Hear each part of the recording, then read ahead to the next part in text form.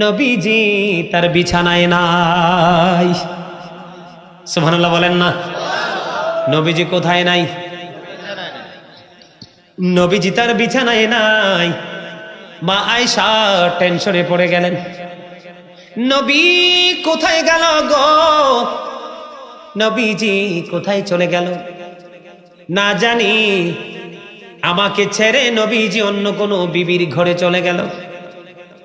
মা আয়েশা সিদ্দিকা রাদিয়াল্লাহু তাআলা আনহা ভাবতেছেন, এবার খুঁজতে খুঁজতে খুঁজতে খুঁজতে বন্ধু নবীজিকে যাইয়া পাইলেন জান্নাতুল বাকিতে।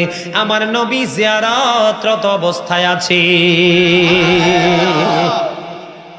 আর দলিল লাগেনি জিয়ারতের? কথা কন না কেন বন্ধু? এই লাইলাতুল বরাতের রজনীতে আমার নবী রে, মা আয়েশা সিদ্দিকা রাদিয়াল্লাহু তাআলা আনহা বলছেন, নবীকে খুঁজি রে, নবীকে পাই না। আমি মনে করেছি আমাকে ছেড়ে আমার নবী অন্য কোনো বিবির ঘরে চলে গেছে। চাইয়া দেখলাম না না, আমার নবী অন্য কোনো বিবির ঘরে যায়নি। আমার নবী জান্নাতুল বাকিতে জিয়ারতরত অবস্থায় আছে। জোরে জোরে কন্যা সুবহানাল্লাহ। বন্ধু আমি আপনাদেরকে বলবো গো, লাইলাতুল বরাতের রজনীতে আপনারা জিয়ারত করতে যাবেন।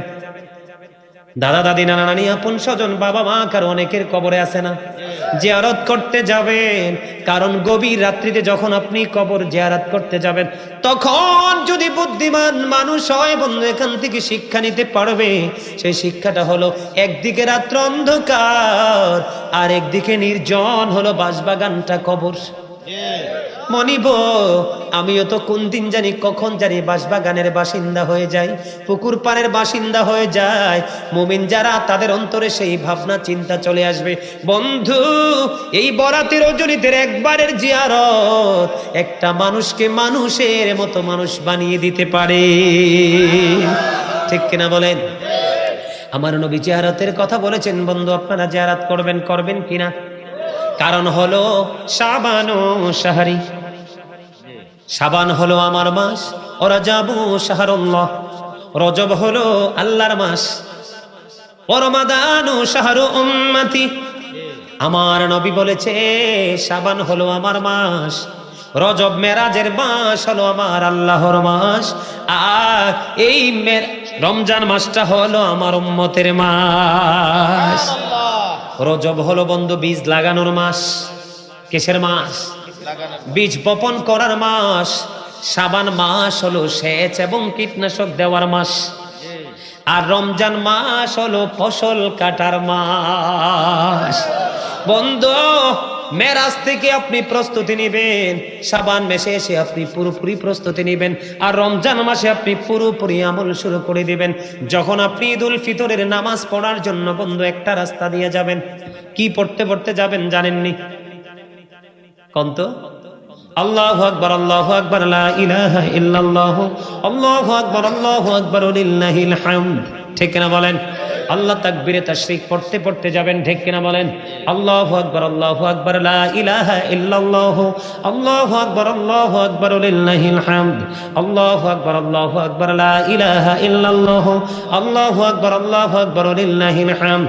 তাকবীরে তাশরিক দিতে দিতে আপনি ঈদুল ফিতরের নামাজ পড়ার জন্য যাবেন। একটা রাস্তা দিয়ে মনে রাখবেন, আর একটা রাস্তা দিয়ে আসবেন। যেই রাস্তা দিয়ে যাবেন ওই রাস্তা দিয়ে আসবেন না। বল হুজুর গো, আমাদের বাড়িতে একটা রাস্তাই আছে, তাহলে বিকল্প তো কোনো সুযোগ নাই।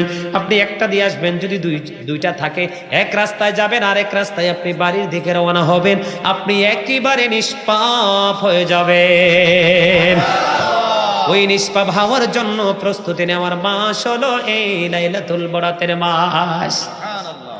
মা আয়েশা সিদ্দিকা রাদিয়াল্লাহু তাআলা আনহা থেকে হাদিস কানা বর্ণিত, আমার নবী মা আয়েশাকে প্রশ্ন করলো, আয়েশা রে তুমি কি জানো রে রাত্রিতে কি ঘটে? ইয়া রাসূলুল্লাহ আপনি তো ভালো জানেন গো নবী। এবার আমার নবী বললেন, আয়েশা রে এই রাত্রিতে কি ঘটে জানো না? এই রাত্রিতে এই বছর কতগুলো আদম সন্তান জন্ম হবে সেটার লিস্ট হবে। সুবহানাল্লাহ। কতগুলো আদম সন্তান ইন্তেকাল করবে সেটার লিস্ট হবে। এই সবে বরাতের রাতে আল্লাহ রাব্বুল আলামিনের দরবারে বান্দার আমলগুলো পৌঁছাবে, এবং এই সবে বরাতের 15 তারিখে আল্লাহ রাব্বুল আলামিন বান্দার জন্য রিজিক বরাদ্দ করবে। আপনারা দেখবেন আপনারা যে যত বেশি পরিশ্রম করে সে তত বেশি টাকা পায়, আর যার কাছে যত বেশি টাকা থাকে সে তত বেশি বিলাসী জীবন যাপন করে, ঠিক কিনা বলেন? বন্ধু, পরকালটাও এমন রে, তুমি দুনিয়ার বুকে থেকে নবীকে ফলো করে আল্লাহকে পাওয়ার জন্য যত বেশি পরিশ্রম তুমি করবা তত বেশি নিয়ামত তুমি আল্লাহর কাছ থেকে পেয়ে যাবা। কারণ আল্লাহ বলেছেন ইনদা রাব্বিহিম ইউরযাকুন, আল্লাহওয়ালা হয়ে যারা কবরে যায় রে তাদের জন্য আল্লাহ রাব্বুল আলামিন জান্নাত থেকে খাবার পাঠায়। দে রিসিভ ফুড ফ্রম আল্লাহ। জোরে জোরে আল্লাহু আকবার। এই জিকির করবেন শবে বরাতের রাত্রে। বলে হুজুর ঘুমে ধরবো না, গোমরে ফিটাইয়া দেশ তারা করবেন ওই দিনের জন্য, কারণ আগামী দিন তারপরে রাত সারা রাত ঘুমাইয়া না, আমি কিচ্ছু বলবো না, কারণ শবে বরাতে রাত্রি আবার পরের দিন আসবে না, ঠিক কিনা বলে? বন্ধু, আপনার তকদির পরিবর্তন হয়ে যাবে, আপনার আশার প্রাপ্তি ঘটবে। এই রজনীতে জাগ্রত থেকে থেকে বন্ধু ইবাদত করবেন, আমল করবেন, এটা আপনাদের কাছে আমার অনুরোধ। মা আয়েশা সিদ্দিকা রাদিয়াল্লাহু তাআলা আনহা থেকে হাদিস খানা বর্ণিত। ও বন্ধু, যেটা বলতে চেয়েছিলাম, আদম সন্তানে পৃথিবীর বুকে কতজন আসবে, সেটা কতজন মারা যাবে সেটার হিসাব হবে, এবং বন্ধু আমল আল্লাহর দরবারে পৌঁছানো হবে, বান্দার জন্য তার চাহিদা অনুযায়ী রিজিক বরাদ্দ করা হবে। এই জন্য বন্ধু বলছি, আল্লাহর কাছে দোয়া করবেন, আল্লাহুম্মা বারিক লানা ফি রাজাব ওয়া শাবান ওয়া বাল্লিগনা রমাদান। আল্লাহ গো, আপনি আমাদেরকে রজব এবং শাবানের বরকত দান করুন, আমাদেরকে রমজান পর্যন্ত পৌঁছায়া দিন। আল্লাহর কাছে দোয়া করবেন কি, আল্লাহুম্মা বারিক লানা ফি রাজাব ওয়া শাবান ওয়া বাল্লিগনা রমাদান। আল্লাহ গো, আমাদেরকে কি করো, আপনি দোয়া করবেন, আল্লাহ আমাকে রজব মাস মেরাজের চাঁদের এবং শাবানের চাঁদের বরকত দান করুন এবং রমজান পর্যন্ত পৌঁছায়া দিন। দোয়া করতে পারবেন না? আরে আরবিটা না পারেন, বাংলাটা তো পারবেন। কি বলবেন? বলেন বলেন, কথা কয় না। আল্লাহ বলেন, আল্লাহ আল্লাহ আমাকে অথবা আমাদেরকে রজব মাস এবং শাবান মাসের বরকত দান করুন এবং রমজান পর্যন্ত পৌঁছাইয়া দে। জোরে জোরে সুবহানাল্লাহ। এমনি দোয়া করতে পারবেন না? বন্ধু গো, এই বুদ্ধি তো আমাদেরকে নবী শিখাইছে, ঠিক কিনা? শুধু উম্মতকে বাঁচানোর জন্য, উম্মতকে শান্তি দেওয়ার জন্য আমার নবী বলেছেন, এ বাদুয়ারের মানুষ হৃদয় খুলে শোনো, আমার নবী বলেছেন, আমি আমার উম্মতগুলোকে মাজায় ধরে ধরে জাহান্নাম থেকে বাঁচাইতে চাই, কিন্তু আমার উম্মত আমার হাত ফসকে জাহান্নামে চলে যায়। তার মানে আমি দেখাইছি উম্মতকে জান্নাতের রাস্তা, আমার উম্মত গায়ের জোরে এসে জাহান্নামের দিকে চলে যায়, ঠিক কিনা বেচি? আমরা কি আল্লাহর মতো রাসূলের মন মতো মতো চলি? নিজেদের খেয়াল খুশি মতো চলি? জাহান্নামটাও নিজেদের খেয়াল খুশি মতোই পাবেন। কথা বলেন না কেন? আমি আপনাদেরকে আরো কি মেসেজ দিব? মেসেজ মানে আরো ওয়াজ করব, শুনবে? শবে বরাতের ফজিলত কত বেশি বরকত বোঝানোর জন্য বন্ধু ঈসা নবীর জামানা, ঈসা নবী থেকে একটা তথ্য আমি আপনাদেরকে দেব। আল্লাহর নবী ঈসা রুহুল্লাহ, আপনারা জানেন বাবা ছাড়া পৃথিবীতে এসেছে। ঈসা রুহুল্লাহ আল্লাহকে ডেকে ডেকে বলে, আল্লাহ গো, আমার চাইতে বুজুর্গ লোক এই জামানায় আছে।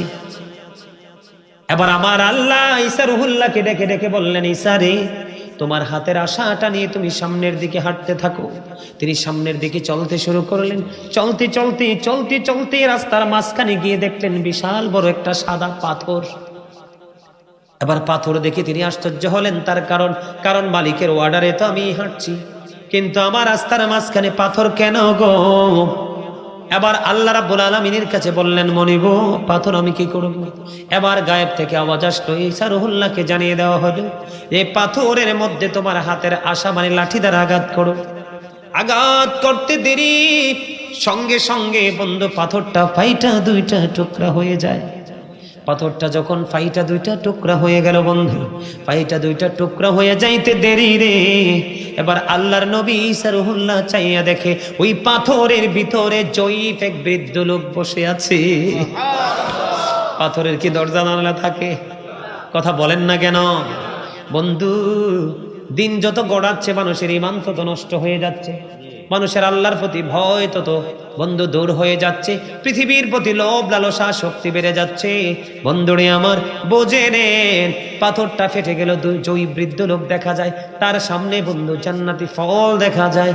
এবার আল্লাহর নবী ঈসা রূহুল্লাহ ওই ব্যক্তিটাকে প্রশ্ন করলো, আপনি কে? আপনি যে পাথরের মধ্যে বসবাস করতেছেন কত বছর হলো?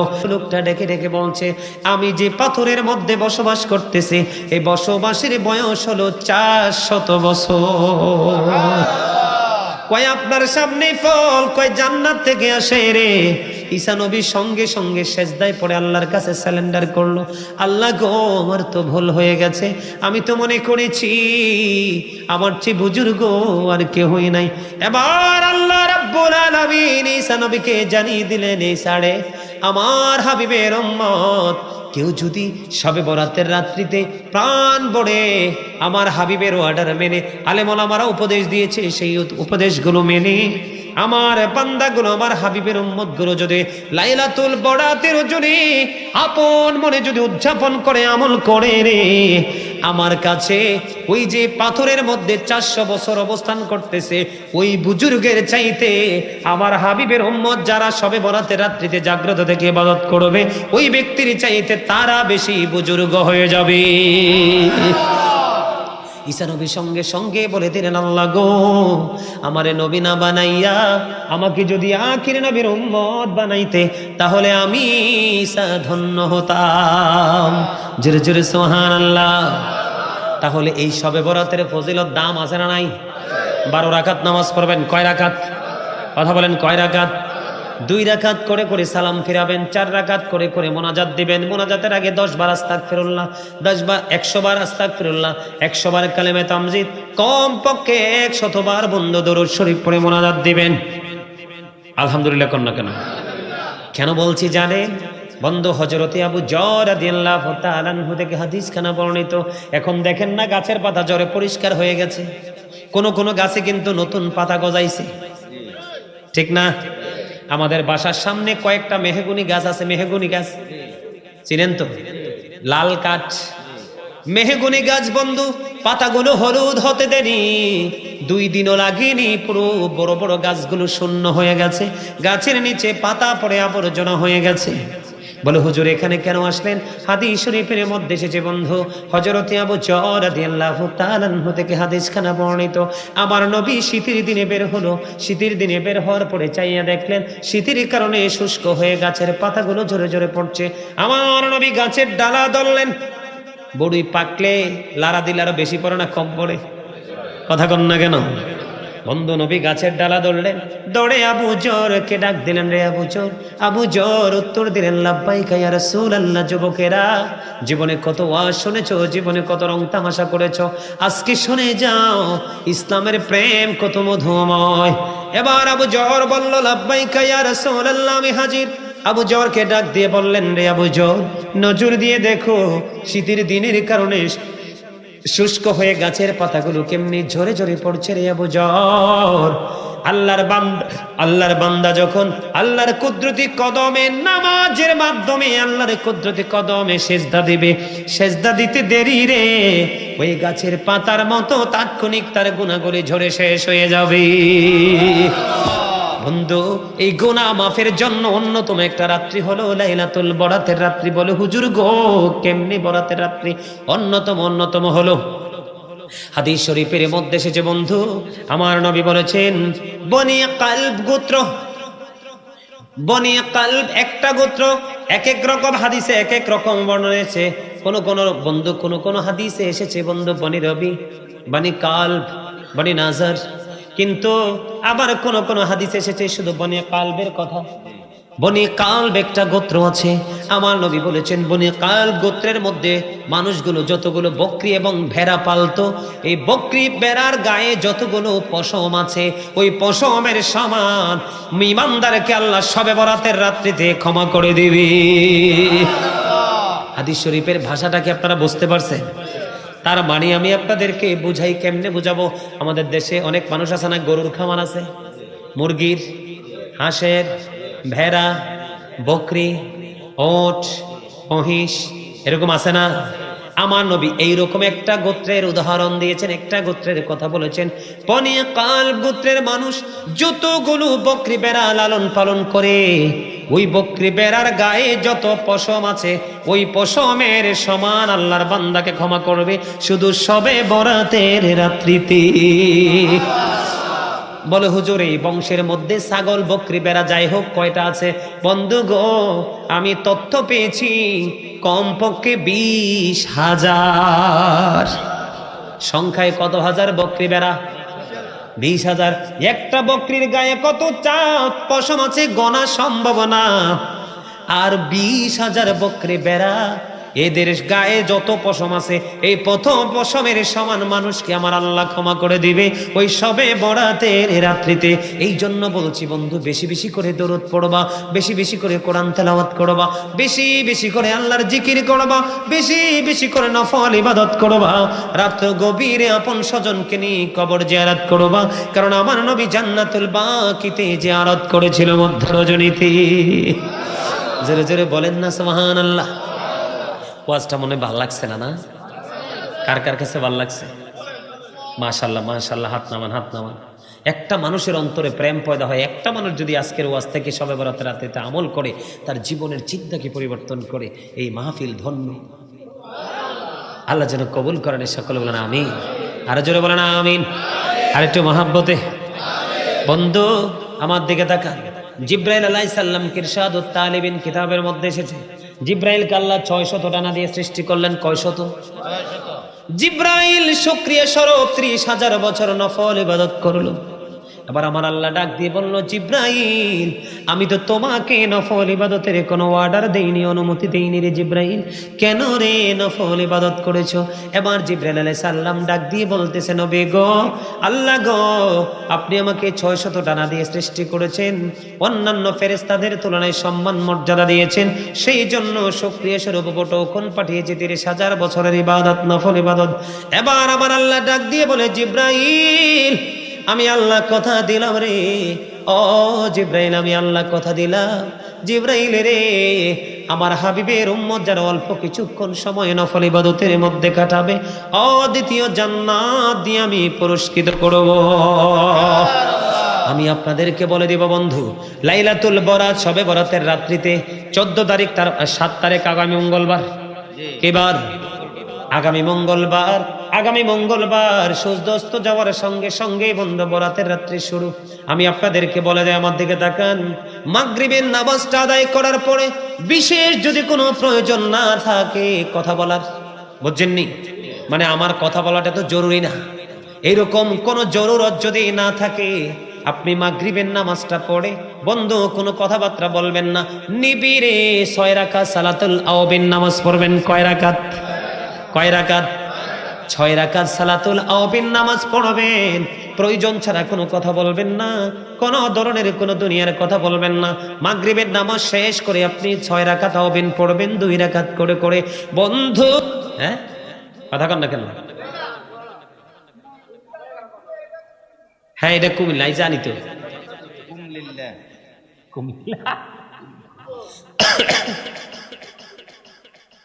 হবে মাত্র। আলহামদুলিল্লাহ বলেন না? আরো জোরে। খবরটা কি ভাল লাগছে না? শুধুমাত্র 6 রাকাত নামাজ পড়বো। কয় রাকাত? মাত্র 6 রাকাত নামাজ পড়বো রে, আর আমল নামায় ঢুকবে 12 বছরের নফল ইবাদতে।